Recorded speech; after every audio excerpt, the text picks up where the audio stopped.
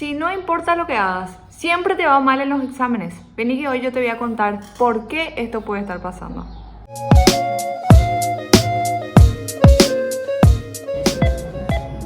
Hello friends, yo soy MC y sean todos muy bienvenidos a un nuevo video de mi canal. Y hoy vamos a hablar sobre 3 errores que estás cometiendo probablemente a la hora de estudiar y por eso no estás teniendo los resultados que esperabas. Muchas veces pensamos que tener éxito en el examen depende exclusivamente de lo que hacemos cuando nos sentamos a leer. Pero en realidad, lo que hacemos antes de sentarnos frente al libro contribuye en gran parte para que podamos tener éxito en el examen o así también para que podamos fracasar enormemente. Por eso, para mí, el primer y más importante error es no organizar tu sesión de estudios ni plantear metas semanales. Antes de empezar, lo primero que hay que hacer es conocer y clasificar los temas que más te cuestan, los temas más largos, los más cortos, los que no entendiste en clase, los más preguntados en los exámenes. Y al hacer toda esa clasificación vas a poder plantearte mejores estrategias para alcanzar la meta porque vas a entender a qué te estás enfrentando, cuáles son tus fortalezas y tus debilidades también. Vas a tener un control de tus retrasos y avances y eso también te va a ayudar a minimizar la ansiedad pre-examen porque vas a decir, no, yo hice mi checklist, yo sabía lo que tenía que estudiar hasta acá, hice todo lo que tenía que hacer y hoy puedo estar tranquilo. Pero si vos no tenés ese control, ¿cómo vas a saber si hiciste todo lo que podías? Sin contar que contemplar todos los temas que necesitas saber para el examen te va a permitir también agrupar los temas relacionados y antagónicos para poder hacer un contraste y usar técnicas de aprendizaje intercalado. O sea, es matar 50.000 pájaros en un solo tiro. Y me imagino que te estarás preguntando, ¿pero qué es el aprendizaje intercalado? ¿Cómo así? Bueno, básicamente el aprendizaje intercalado es un tipo de aprendizaje activo que involucra el proceso de entendimiento mediante la comparación de conceptos. Pero que no panda el cúnico, yo te voy a explicar con un ejemplo muy fácil. Se realizaron varios estudios sobre los métodos de aprendizaje más efectivos y en uno de estos estudios se dividió a un salón de clases de estudiantes de medicina en 2 grupos. A un grupo se le enseñó con el método tradicional lo que se veía en el electrocardiograma de un infarto.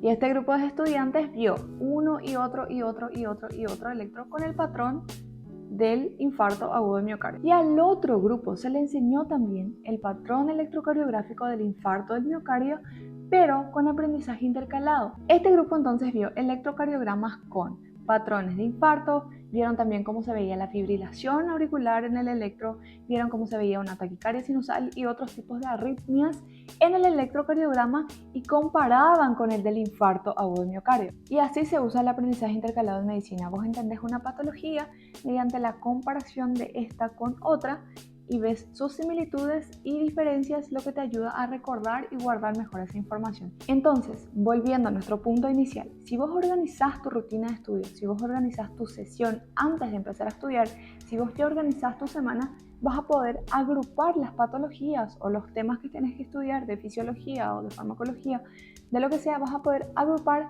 de manera que después puedas hacer una comparación entre similitudes y diferencias que te ayuden a fijar aún mejor la información y por ende a tener un desempeño mucho mayor, mucho mejor en el examen porque vas a saber diferenciar un asunto de otro de manera extraordinariamente bien. El segundo error que puedes estar cometiendo es no mirar exámenes de años anteriores. Y yo sé que este es un tema polémico, puede que muchos médicos no estén de acuerdo conmigo porque claro, lo ideal en la escuela de medicina es aprender para la vida y no para el examen, aprender a ser buenos médicos. Ok, sí, estoy 100% de acuerdo con eso, pero rendir exámenes hace parte del proceso o hace parte de los escalones que tenemos que ir superando para poder llegar a nuestro objetivo de ser médicos finalmente. O sea, sin los exámenes lastimosamente no vamos a poder alcanzar ese título de graduación en medicina, pero exámenes de años anteriores te va a ayudar de innumerables maneras, pero principalmente a armar tu plan estratégico. Volvemos al punto número 1, por eso dije que era el más importante del día, porque vas a entender cuáles son las preguntas que más salen sobre tal o cual tema, cuál es el enfoque que le da el evaluador, ¿sí? ¿Cuáles son las cosas que el evaluador considera más importantes? Porque esas son las cosas que él pregunta en el examen, y finalmente cuáles son las habilidades que el profesor, el evaluador o quien sea que está haciendo el examen espera que vos tengas desarrolladas con respecto a ese curso. Cuidado con memorizar respuestas y patrones. Error gravísimo. No es para ver la pregunta, memorizar la respuesta y ya está. Tenés que buscar el razonamiento, entender el razonamiento por detrás de esa pregunta. Y si te equivocaste al responder esa pregunta, entonces ver el punto en el que fallaste, cuál es la habilidad que todavía no desarrollaste para poder trabajar en eso y finalmente desarrollar o resolver cualquier pregunta relacionada a ese tema que te pueda salir en el examen en un futuro. Ver exámenes de años anteriores es para dirigir tu sesión de estudio, no para dejar de estudiar y solo ver exámenes. Error número 3. Contar, hacer resúmenes como sesión de estudio. Este yo creo que es el peor, no sé. Este es un... me duele toda mi espalda, lo suelo de pensar. Y no lo digo yo, lo dice la ciencia. Hacer resúmenes se evidenció como uno de los métodos menos efectivos de estudio. Ahí al ladito nomás, ahí al ladito con el subrayado. Pero ¿por qué lo que el resumen es visto como uno de los métodos menos efectivos de estudio? Es que no se necesita pensar para transcribir algo y todo lo que no ejercite tu cerebro no cuenta como estudio. Y ahora es cuando vos me decís, no, pero yo solamente consigo aprender si escribo, yo no sé estudiar sin hacer resúmenes, yo tengo que hacer resúmenes, mi vida no va a tener sentido si yo no hago resúmenes. Ok, vamos a hacer resúmenes, pero te aconsejo que lo hagas con un enfoque algo distinto. Vamos a verlo de esta manera. Para que hacer resúmenes me sirva como estrategia de estudio, se tiene que basar en leer, entender, ordenar, sistematizar, poder explicar a alguien más.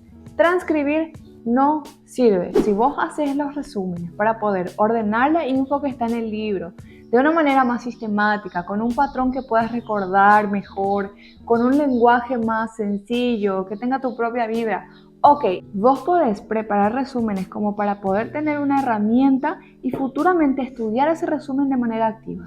Bueno, pero ¿y qué es lo que es estudiar de manera activa? En palabras sencillas sería convertirte en el real protagonista de tu sesión de estudios. No solamente estar ahí de oyente. La comprensión es el pilar básico del aprendizaje activo. Tienes que entender todas las palabras, agrupar el concepto, procesar la información, leer y subrayar y estar pensando en la nueva sesión de Shakira con Bizarrap. No cuenta. Ese no es estudio activo. No es lo mismo leer 4×9 36 que leer 4×9 y tener que pensar en la respuesta. En el primer ejemplo no tuviste que usar ni 1% de tu cerebro, o sea, simplemente lo leíste y ya está, estaba ahí.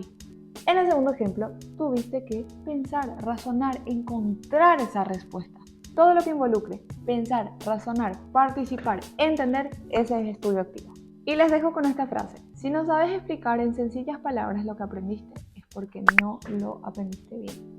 Y acá podemos hablar un poquito antes de irnos de la técnica de Feynman, que consiste básicamente en escribir sobre una hoja todo lo que aprendiste de un tema después de haberlo leído, y al escribir vas a identificar lagunas, o sea, vas a identificar cosas que tenés que volver a leer porque esos son los puntos que no entendiste bien, que no aprendiste bien y por tanto son los puntos en los que puedes fallar en el examen. Entonces, en lugar de estudiar transcribiendo, haciendo resúmenes que no te van a servir, podés hacer resúmenes ordenados de manera sistemática con palabras sencillas a partir de la técnica de Feynman, y ahí identificas cuáles son los puntos que no aprendiste bien y vuelves a repasar solamente esos puntos en lugar de leer y releer y resubrayar, que son técnicas muy inefectivas de estudio.